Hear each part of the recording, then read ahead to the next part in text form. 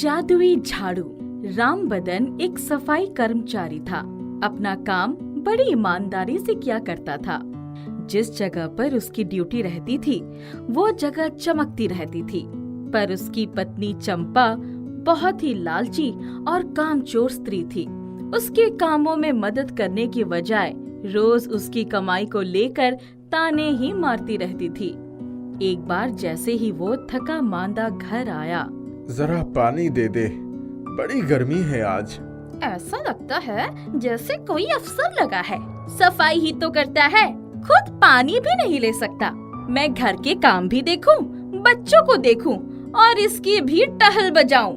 चंपा ने उसके सामने पानी का लोटा पटक दिया। दिन भर तो तेरे लिए ही खटता रहता हूँ, पर तू खुश होने की जगह आते ही जली कटी सुनाने लगती है। हाँ हाँ, तू तो मोटी मोटी गड्डियाँ लाकर देता है ना मुझे।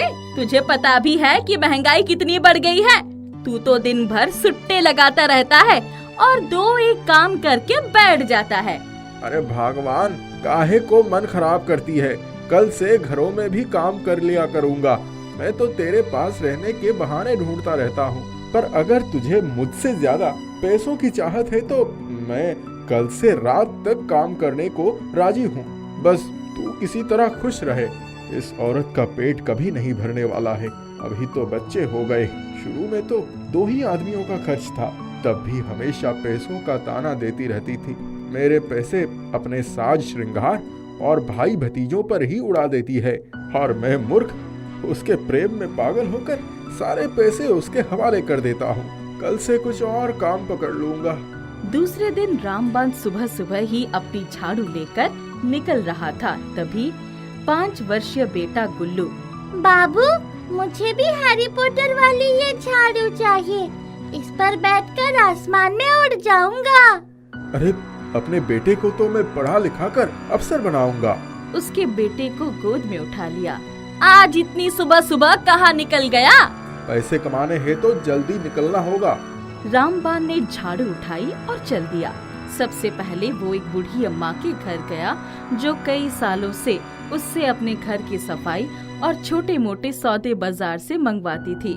बदले में उसे एक प्याली चाय बड़े प्रेम से पिलाती थी। उसको पता था कि वो उसे आशीर्वाद के सिवाय कुछ नहीं दे सकती थी, पर उनसे उनका अथाह स्नेह था। उनके घर पहुँच के, अम्मा, कुछ लाना है तो ले आऊंगा, बता दो। नहीं बेटा, खाली सफाई कर दो। रामबान ने उनके घर और बाथरूम की सफाई कर दी। अम्मा, मैं चलता हूँ। जाओ बेटा, भगवान तुम्हें लंबी उम्र दे। रामबान अपनी ड्यूटी में लग गया। 2 बज गए थे।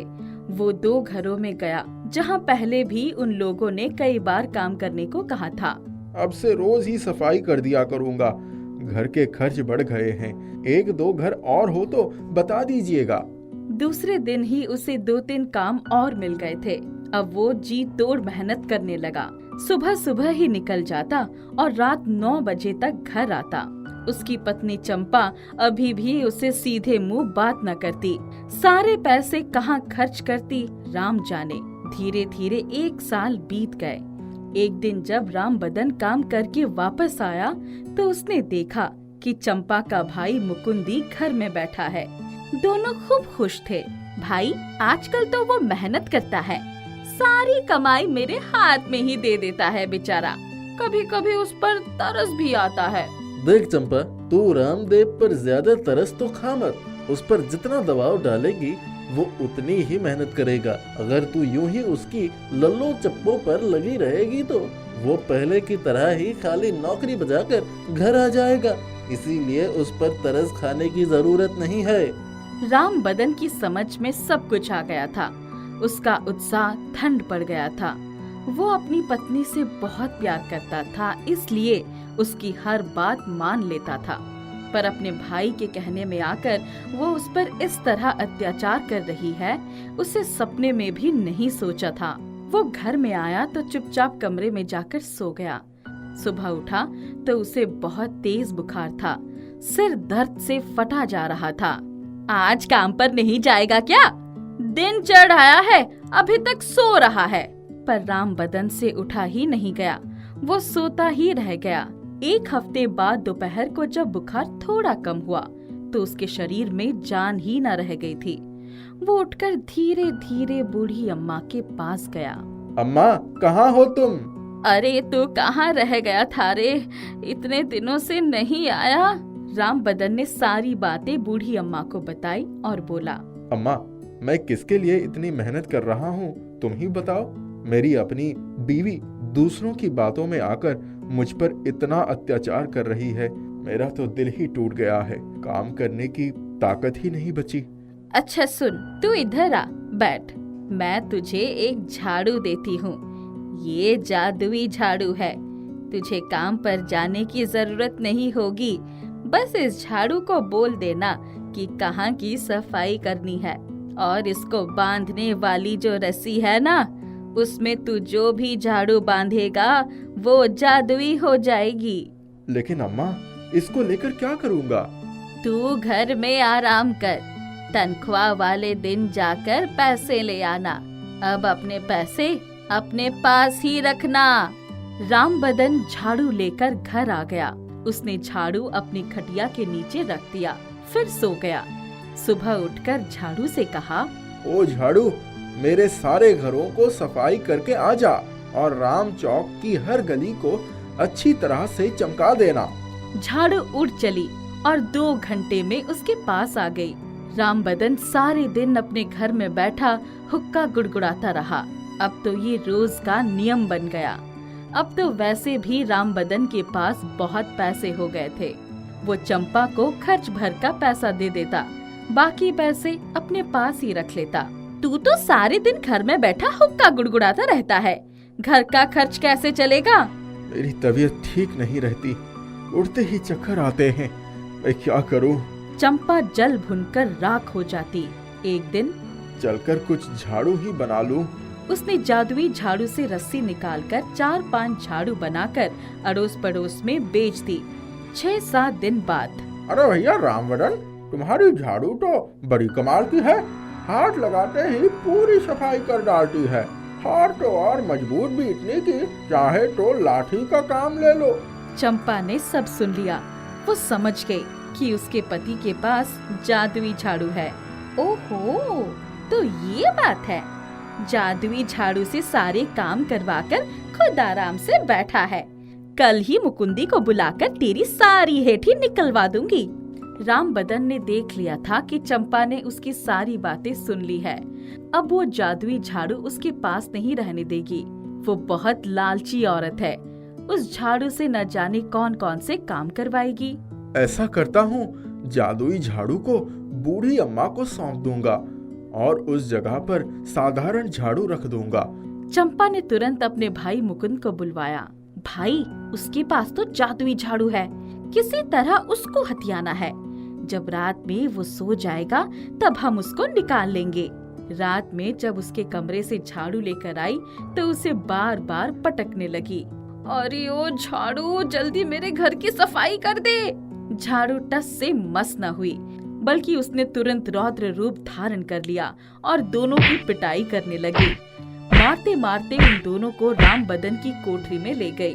अरे हमें बचाओ, ये झाड़ू हमारी जान ले लेगी। झाड़ू ने अपनी रस्सी में दोनों को बांध लिया और फिर पीट पीट कर लहूलुहान कर दिया।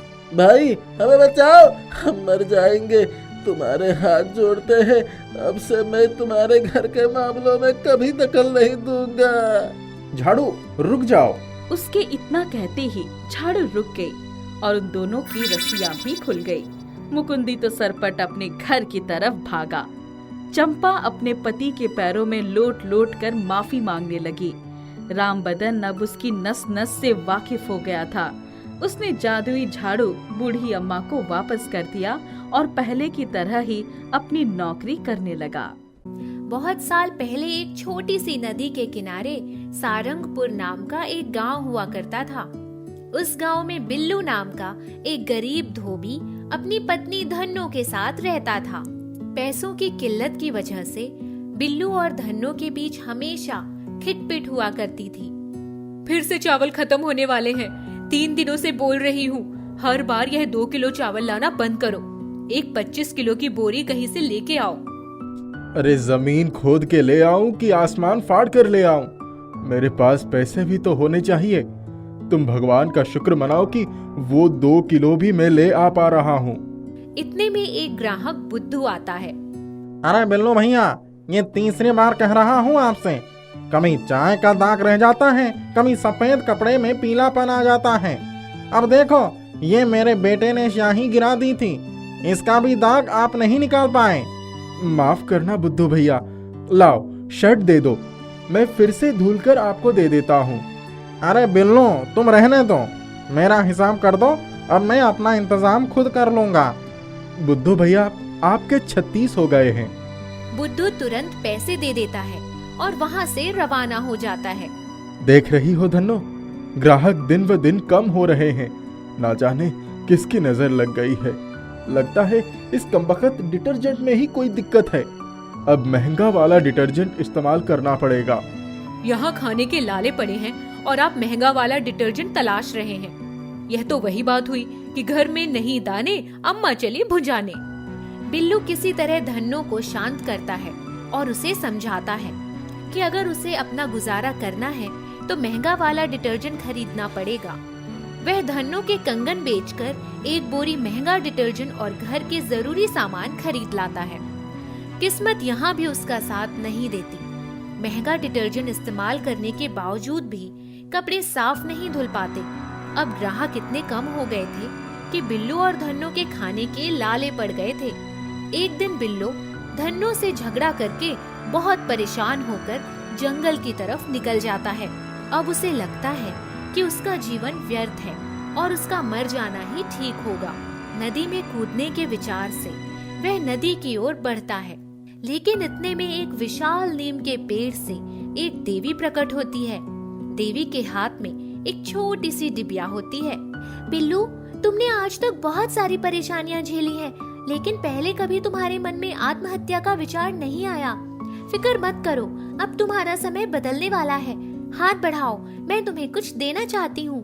देवी को देखकर बिल्लू हक्का बक्का रह जाता है और वह अपना हाथ धीरे से देवी के पास बढ़ाता है। यह चमत्कारी डिटर्जेंट है, तुम इस डिटर्जेंट का इस्तेमाल करो, अब सारे कपड़े आसानी से साफ हो जाएंगे। देवी, ये तो छोटी सी डिबिया है। मुझे कम से कम 40-50 लोगों के कपड़े धोने पड़ते हैं। इतनी सी डिबिया में मेरा काम कैसे होगा? घबराओ मत बिल्लू, यह कोई साधारण डिटर्जेंट नहीं है, यह एक जादुई डिटर्जेंट है। बस एक चुटकी इस्तेमाल करो, यह 10 बोरी डिटर्जेंट के बराबर होगा। बिल्लू अब जादुई डिटर्जेंट की डिबिया को लेकर घर आ जाता है। अगले दिन वह डिबिया से एक चुटकी डिटर्जेंट निकालकर कपड़े धोना शुरू करता है। वह एकदम आश्चर्यचकित हो जाता है। कपड़े सुखाने के बाद जैसे एकदम नए हो गए हैं। उसे अपनी आंखों पर विश्वास नहीं होता। वह धन्नो को बुलाता है। धन्नो, बाहर आओ जल्दी, देखो कपड़े की धुलाई का कमाल देखो।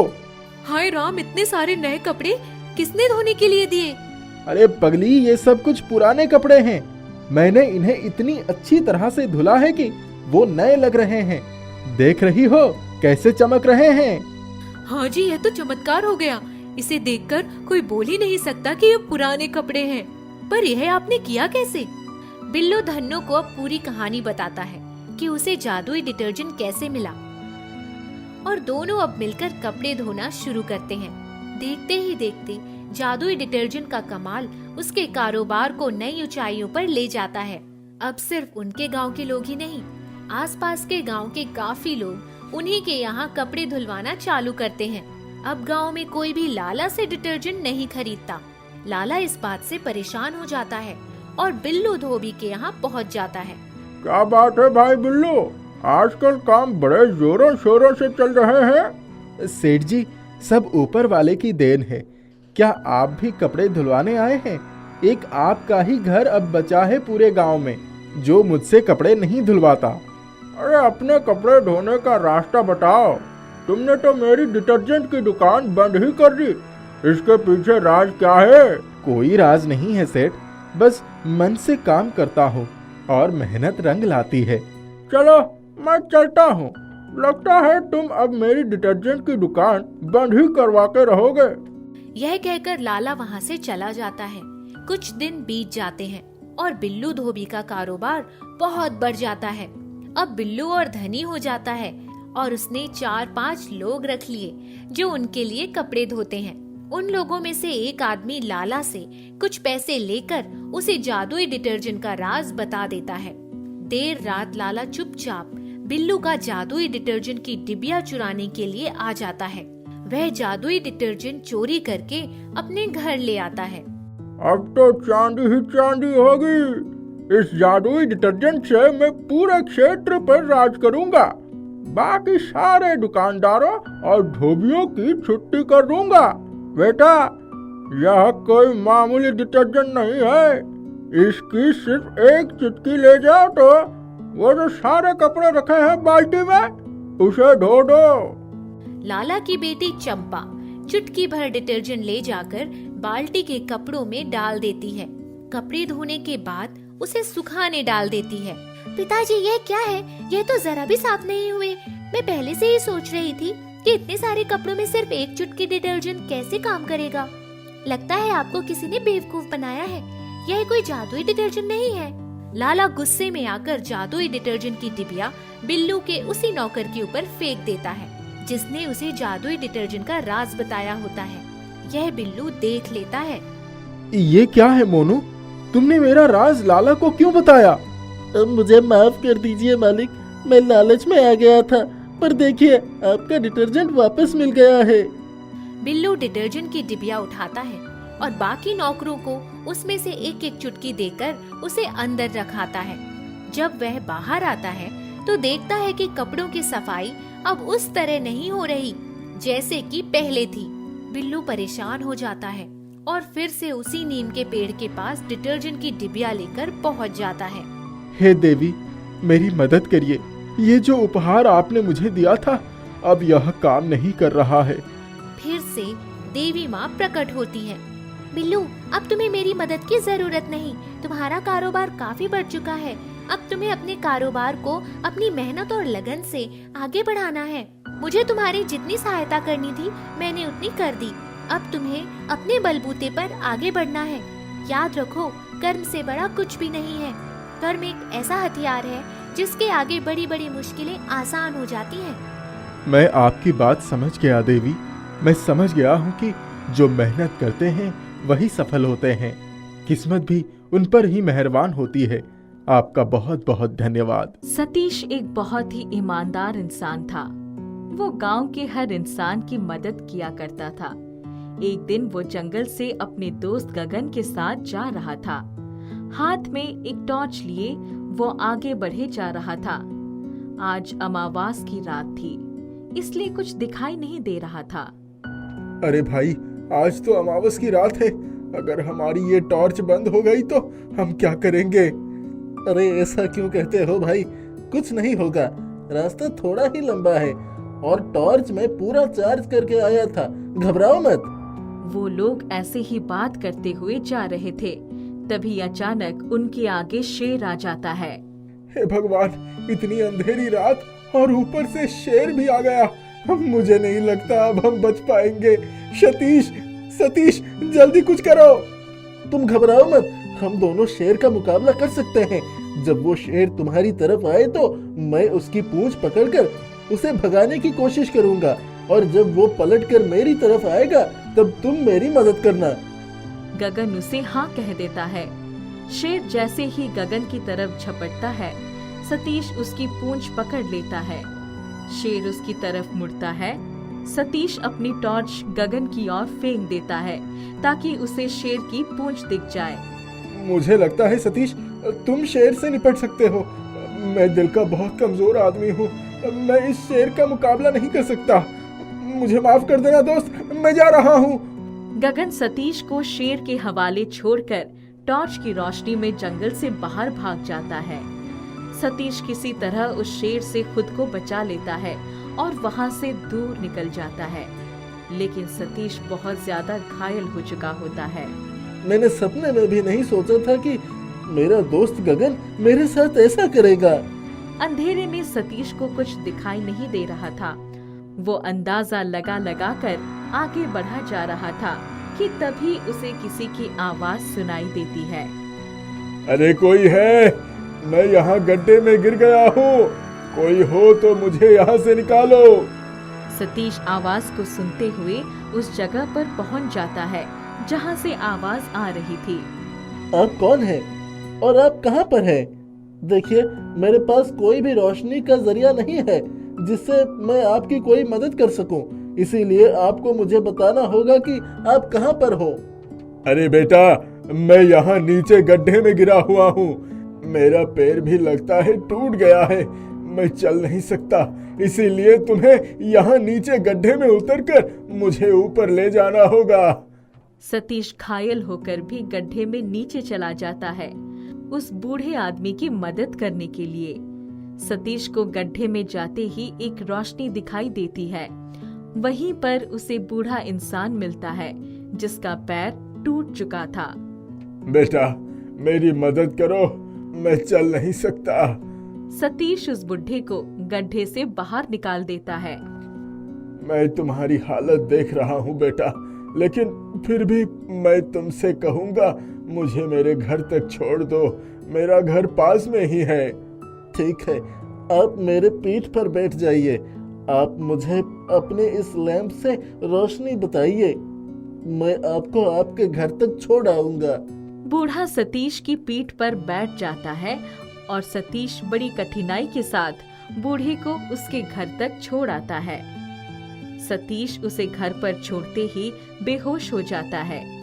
जब उसे होश आता है तब वो देखता है कि वो उस बूढ़े आदमी के बिस्तर पर लेटा हुआ है और उसके सारे जख्म भर चुके हैं। तुम्हें होश आ गया बेटा? 3 दिनों से तुम यहाँ मेरे पास हो। चलो, शुक्र है तुम ठीक हो। क्या कहा? 3 दिनों से? चौंको मत बेटा, तुम्हारी हालत ऐसी थी जिसे देखकर मुझे लग रहा था कोई जंगली जानवर ने तुम पर हमला किया है। हाँ बाबा, मुझ पर एक शेर ने हमला किया था, लेकिन मुझे दुख इस बात का है कि मेरे दोस्त ने मुझे धोखा दे दिया। मैंने दुनिया देखी है बेटा, किसी इंसान का कोई नहीं होता। ऐसा नहीं है बाबा, आपने ही तो मेरी जान बचाई। मैं आपका एहसान जिंदगी भर नहीं भूलूंगा। जब तक आप जैसे भले लोग इस दुनिया में हैं, इंसानियत पर विश्वास हमेशा बना रहेगा। बूढ़ा हंसते हुए कहता है। बेटा, मैंने तुम जैसे नेक दिल इंसान आज तक नहीं देखा। मैंने तो अपना कर्ज निभाया है, लेकिन तुमने घायल होने के बावजूद भी मुझे अपने घर तक सही सलामत पहुंचाकर इंसानियत की मिसाल दी है।